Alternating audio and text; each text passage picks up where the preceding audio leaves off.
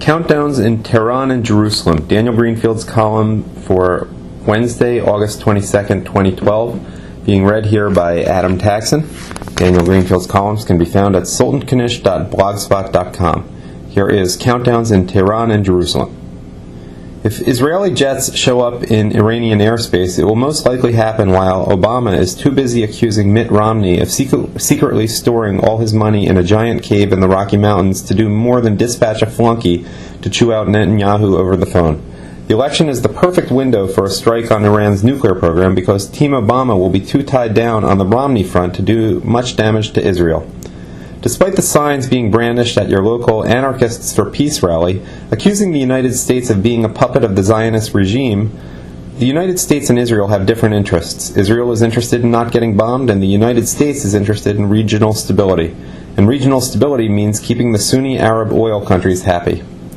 The United States is interested in somehow making Iran's nuclear capabilities go away in the interests of regional stability, particularly the regional stability of Saudi Arabia, Kuwait, Bahrain, and Qatar. But the last thing that this form of regional stability needs is Israeli planes flying over Saudi Arabia to take out that nuclear capability. Just like during the Gulf War, regional stability demands that the United States protect Saudi Arabia and the Gulfies while keeping Israel out of it.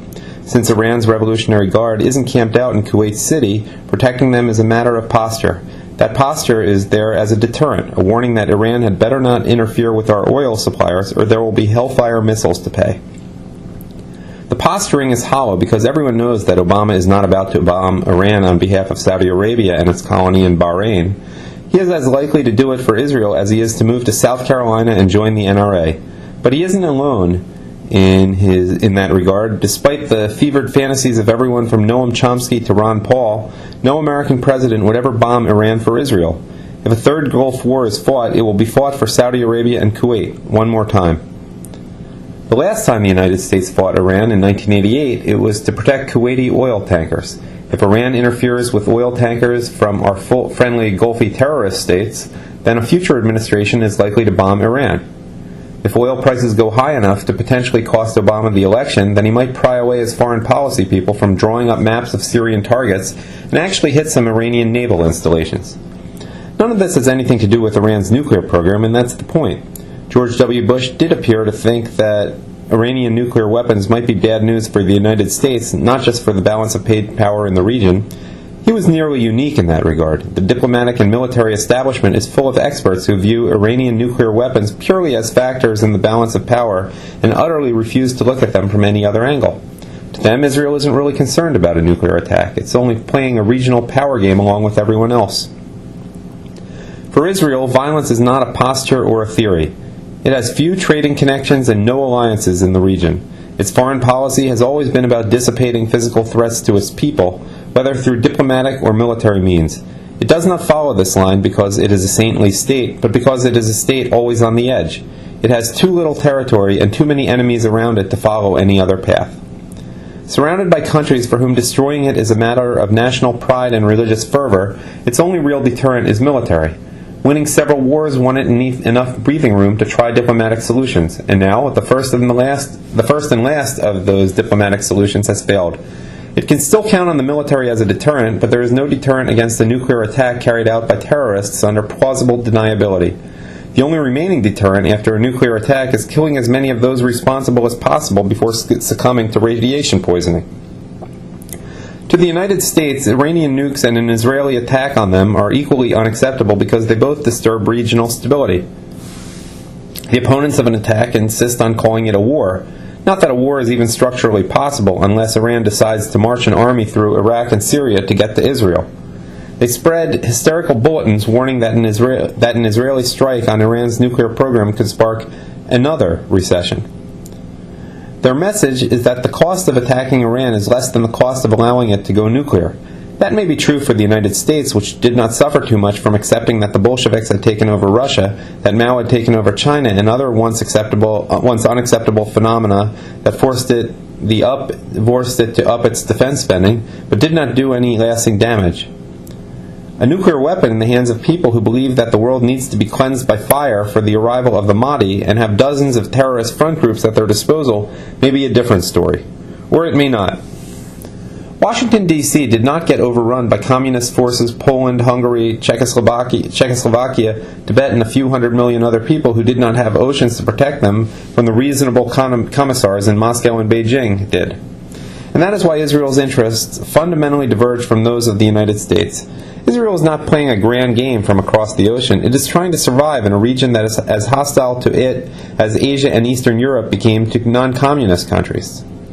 That is why, no matter what speeches politicians deliver, the actual interests of the United States and Israel are only loosely aligned. The United States is trying to protect the tattered fabric of regional stability from Iran and Israel. Israel is trying to protect itself from Iran. The United States needs Israel to promote regional stability by going back to the table and negotiating with the terrorist front groups backed by Saudi Arabia and the Gulfies. Israel needs to protect itself while Obama is too busy telling senior citizens that Paul Ryan will cook them in a frying pan to pay attention to what it's doing. Prime Minister Netanyahu has been cobbling together a national unity government, which in Israeli terms means that he is either running for sainthood or trying to get as much of the political system behind him in a critical time. It could all be a monumental bluff, a way to panic Obama into taking action out of fear that Israel will act instead. But that would make Netanyahu a very stupid man, and while he is not all that Americans think he is, neither is he likely to be playing such a silly game. Everyone in the region understands the nature of the countdown. Most of the Sunni Gulfies also privately welcome Israel doing something about Iran's nuclear weapons, even as they redouble their efforts against the Jewish state to avoid allowing their Shiite enemies to benefit ideologically from a confrontation with the Zionist entity.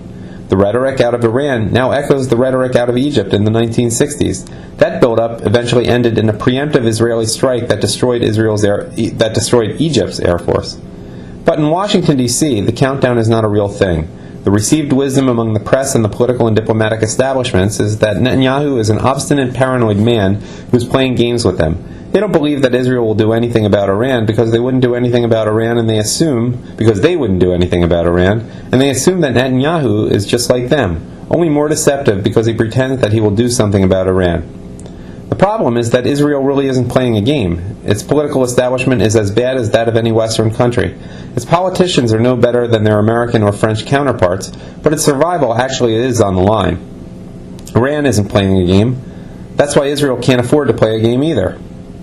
It has become fashionable among Western elites to view aggression as either a posture or madness. They've forgotten that sometimes violence isn't a move on an international chessboard or a prelude to a set of political steps. Sometimes it's as simple as one side wanting to kill the other and the other side not wanting to be killed. In the Middle East, ideas that are considered aberrant insanity in the West are commonplace. Killing people is no great big thing. Most regimes do it from time to time to stay in power. Iran dispatched its Islamic militias to kill its own best and brightest in the streets of its capital. Virginity is believed to act as an instant pass to heaven for a woman, so teenage girls sentenced to death must first be forcibly married to their jailers and raped before being hung. The very idea that people think this way is incomprehensible in Washington, D.C. But the simple question that Israel has to answer is, if this is what the Ayatollahs do to their own daughters, what would they do to those they consider the spawn of pigs and apes? Israel already knows the answer to that. When Muslim mobs got their hands on Israeli Jews, before or after independence, they tore them to pieces and then sold snapshots of all of the remains. The policy of targeting all Jews, men, women, and children is not just something that terrorists do because they have no choice.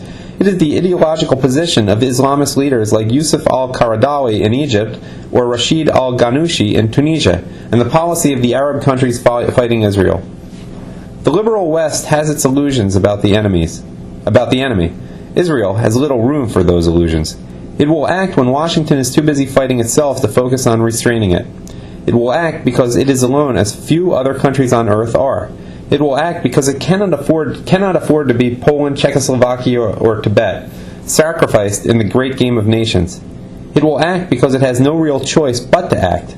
It will act because this is not a set of talking points, a diplomatic program, or a regional agenda. It is life or death.